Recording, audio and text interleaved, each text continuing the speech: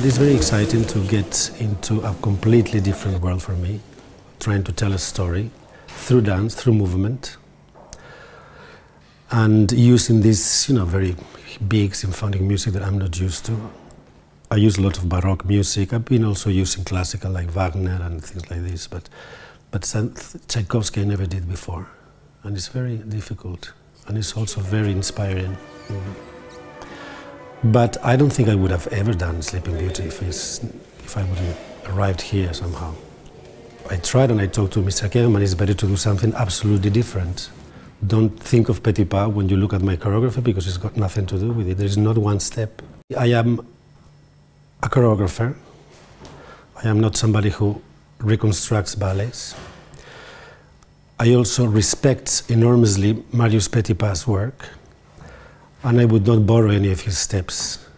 I wouldn't put my dirty hands in his beautiful work, I know many people does, everybody does, but I wouldn't dare to do that. I prefer to do something absolutely different. It's a shame he's not alive and I cannot talk to him, or Tchaikovsky is not alive and I cannot sort of say to him, can you give me an advice? Do you think I should do it or not?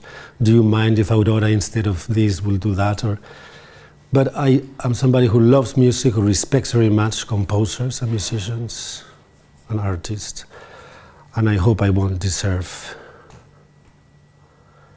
or I hope that I will deserve to do this piece, that Tchaikovsky, if he sees my ballet, he won't move in his grave.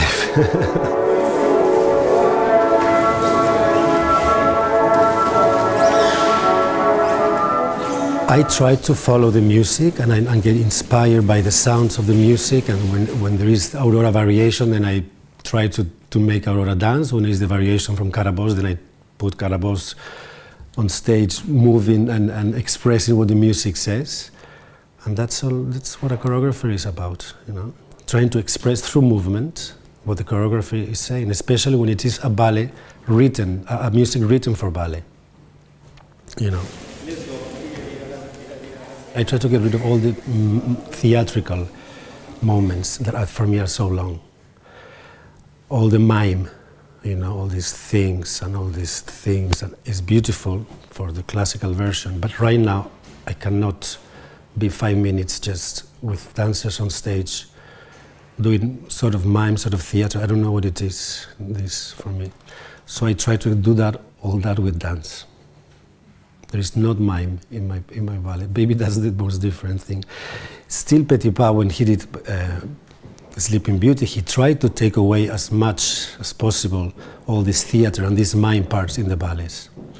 And he tried to show more technique from class, and that's why Sleeping Beauty is a lot of technique and less mime. But 100 years later, still for me, it's too much mime, too much theater.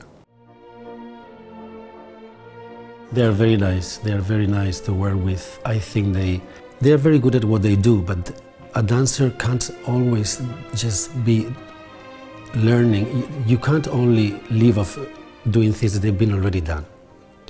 They always learn things from other choreographers. Mostly they are not alive anymore. So they need to grow as an artist, also as persons, to do new things, new productions that are made on them. Sometimes I give them a step, sort of like their old version, and they say, no, please, we want to do something completely new.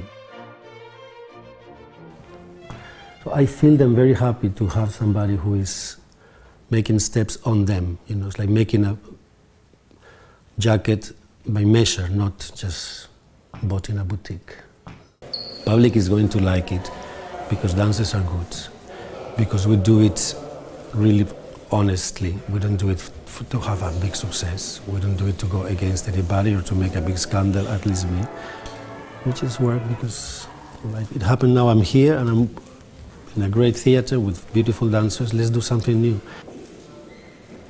So I think it would be frustrated for the audience if they come to see Sleeping Beauty and it's the same thing. I have to do something different.